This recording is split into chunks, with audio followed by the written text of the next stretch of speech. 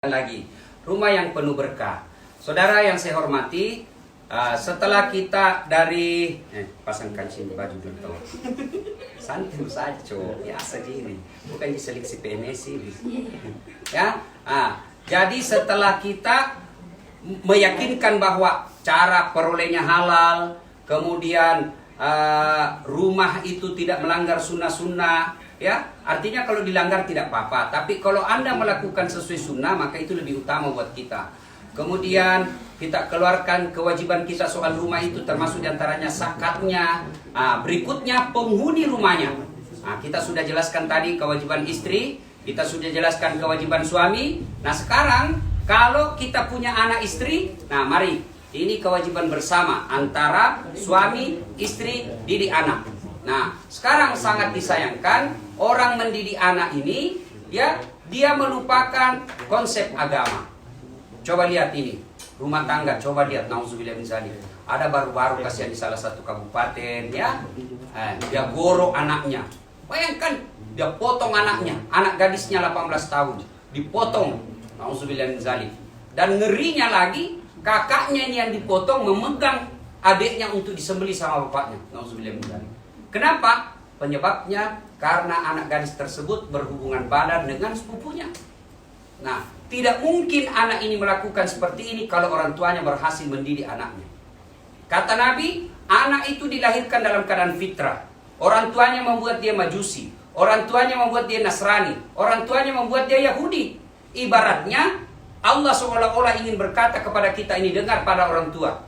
Allah seolah-olah ingin berkata kepada kita, Das'ad, ini buku. Anak itu suci, terserah mau tulis apa. Allah kasih kita ini buku polos, tidak ada tulisannya. Ini pulpen, silakan kau tulis apa kau mau tulis di situ. Mau kau tulis anakmu kontraktor boleh, tulis anakmu dokter silakan, tulis anakmu ustadz silakan, tulis penghafal Quran silakan, kontraktor silakan tulis apa saja.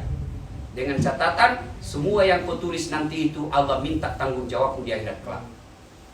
Nah, maka didik anak. Bagaimana cara mendidik anak? Silahkan didik anak kita dengan konsep agama, ya. Kalau mau baca buku-buku resmi, buku-buku riset penelitian dari Eropa, Amerika, penelitian teknik mendidik anak, tata cara psikologi mendidik anak, silahkan. Tapi keliru kalau tidak membuka Al-Quran. Al-Quran surah Luqman, di situ dijelaskan cara mendidik anak itu mulai dari surah Luqman ayat 15. Ya bunayya la tusyrik billah. Wahai anakku, jangan kau menserikatkan Allah. Akidah dulu yang harus dikuatkan. Yang kedua, setelah itu ajarkan kepada anak, jangan kau berjalan di muka bumi ini dengan penuh kesombongan. Coba lihat anak-anak orang kaya. Bapaknya yang kaya kurang ajar sama pembantunya. Mamanya yang kaya kurang ajar sama sopirnya. Ini semua pola mendidik anak yang gagal. Coba, karena kita sudah kaya, pola mendidik anak orang tua dulu itu sudah mulai ditinggalkan. Coba lihat kaya makin tahu atau satu anak, satu kamar. Entah? Kita dulu satu tempat tidur, 3 ki bersaudara di atas. Akhirnya apa? Akrab betul ki bersaudara. Selalu ki ketemu tiap malam tidur ki sama-sama. Kadang naik kepalanya itu adik tadi kepala tak. Tidak bertengkar orang, kan dibilang saudara. Begitu kakak tak jatuh cinta, nah tahu bapak tak. Kenapa? Adik jadi mata-mata. Pak, jatuh cinta. Kenapa kau tahu ini? Udah apa ki suratnya dibantah. Itu toh. Akhirnya ada saling pengawasan. Apalagi ikatan kekerabatan bersaudara itu dulu luar biasa. Saya ingat orang tua dulu kalau mau pergi main kayak mamaku, dia bilang, mak melkola mak cule, nah kare mak kulono tapi kiwi andrimu, mak mau pergi main, pergi kok, tapi bawa adikmu. Kalau menangis adikmu kau kupukul. Maka saya dulu itu jarang sekali dikasih masuk main sama temanku. Kalau jangan aku kasih masuk itulah dasar, suka menangis adiknya. Dulu, kalau ada yang ganggu saudara itu berkelahi, diborong itu orang. Akhirnya apa? Kekerabatan kita, ikatan emosi kuat. Coba lihat sekarang, satu anak satu kamar. Pulang sekolah masuk kamarnya masing-masing. Ada kulkasnya di dalamnya, makan di dalam kamarnya masing-masing. Coba, baru sentuh laptopnya saudaranya mau berkelahi. Itu waktu masih satu rumah. Sekali sudah pindah rumah, gara-gara warisan rumah yang kira-kira harganya cuma 2 miliar, berperkara, berpengadilan, saling menghina di atas pengadilan. Padahal dia satu rahim, satu bapak. Kenapa? Karena orang tua gagal mendidik anak. Cobalah kita lihat ini. Maka didik anak, ajarkan anak kita jangan kau sombong. Yang berikutnya, ajarkan anak kita menurut surah Luqman, kau berjalan, apapun kau lakukan, Allah melihat dan mengetahuimu. Jangankan kau lakukan, dalam hatimu saja Allah sudah tahu. ajarkan anak kita. Nah, kalau perlu aja ini. Kalau rumah seperti ini Sumarekon kan bagus, semua ada CCTV-nya.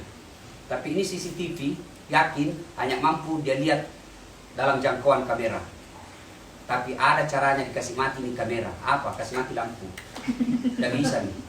Tapi kameramennya Allah, rakit dan atid. Tidak bisa kau lolos, bos. 24 jam narekam kau. Dengar ku ini anak muda. Yang suka pergi taruh keliling, kelilingnya na dapat, tarawihnya na lupa, kau dalam.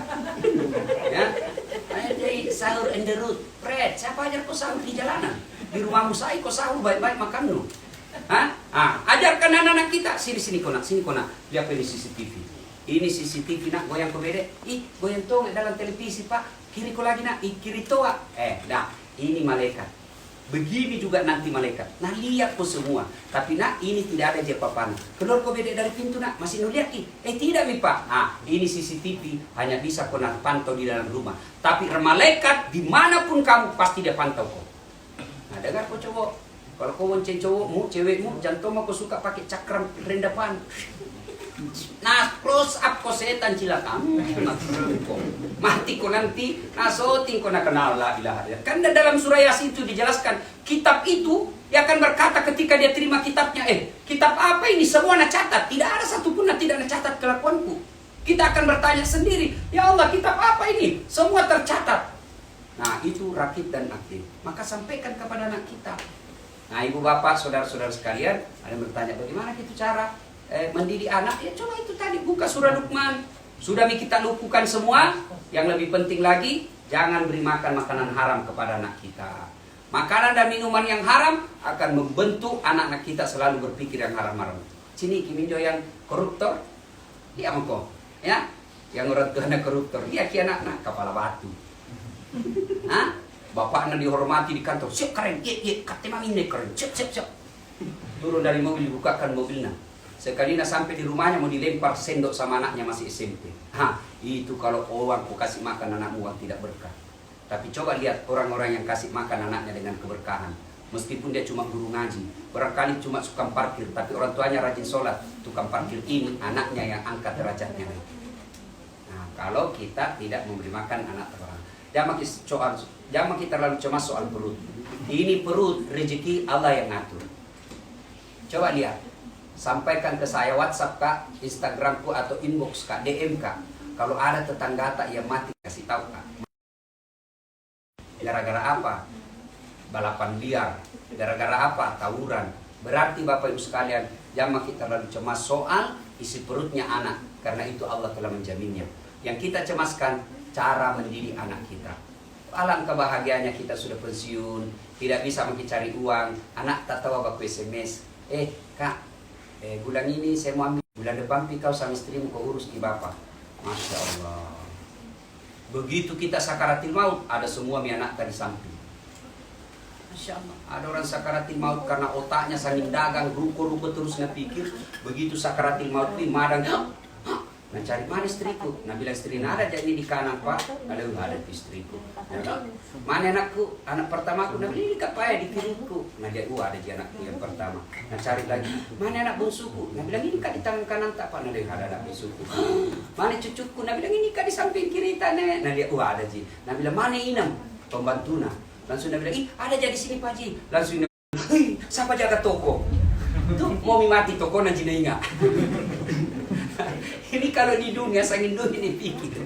Nah ibu bapak saudara-saudara sekalian, karena waktu yang sangat ringkas, pada akhirnya rumah yang ingin berkah itu tidak sekedar mewah, tidak sekedar mahal, tidak sekedar sejuk, tidak sekedar asri, tapi yang lebih penting dari itu, di dalam rumah itu dihuni oleh orang-orang yang baik agamanya. Nabi Muhammad SAW, baca sejarahnya hidup Nabi. Itu Nabi kalau berdiri sholat, kepalanya sampai di langit-langit rumahnya. Apa namanya ini di atas langit-langit? Kalau nggak salah di pelapon. Itu kalau beliau berdiri sholat jamaah, kepalanya menyentuh pelapon. Berarti kecil di kolon rumahnya Nabi.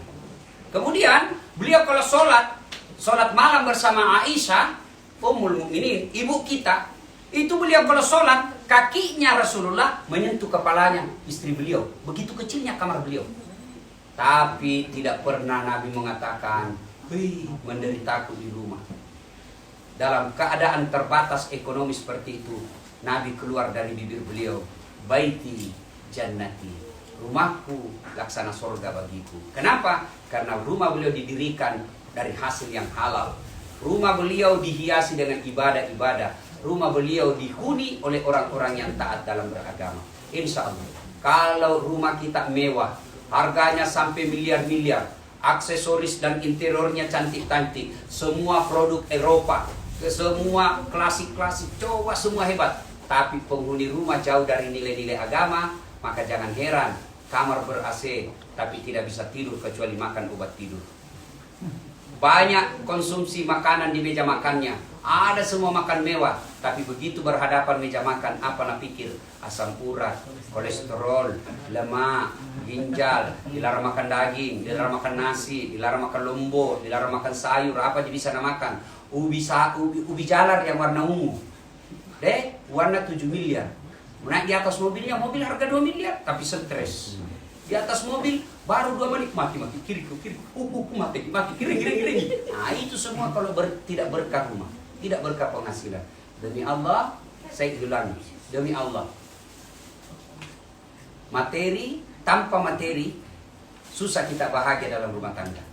Tapi materi bukan satu-satunya jaminan untuk meraih kebahagiaan.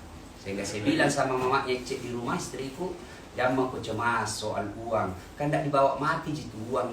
Apa nak bilang? Memang tidak dibawa mati itu uang, tapi kalau tidak ada uang, rasanya mau mati. Allah tidak melarang kita kaya, Allah tidak melarang kita cari nafkah sebagai kepala rumah tangga, tapi cari halalan thayyiban wasi'ah. Terima kasih, mudah-mudahan ada manfaat. Terima kasih kepada pihak Sumarekon ya Makassar yang memfasilitasi acara ini. Luar biasa. Kalau ada perumahan-perumahan yang selalu memfasilitasi dakwah, insya Allah perumahan ini akan dihuni oleh orang-orang yang berkah rumahnya, insya Allah. Mudah-mudahan ada manfaat ya. Nah, pesan saya yang terakhir, misalnya mayoritas agama tertentu, ya buatlah rumah ibadah di komplek ini. Jangan sampai berpikir, kalau ada masjid, ada gereja, ada vihara tidak produktif, ambil saja itu tanah, tidak ada hasilnya. Itu pandangan orang yang tidak beragama. Bagi kita rakyat Indonesia yang meyakini ada Pancasila, sila pertama ketuhanan.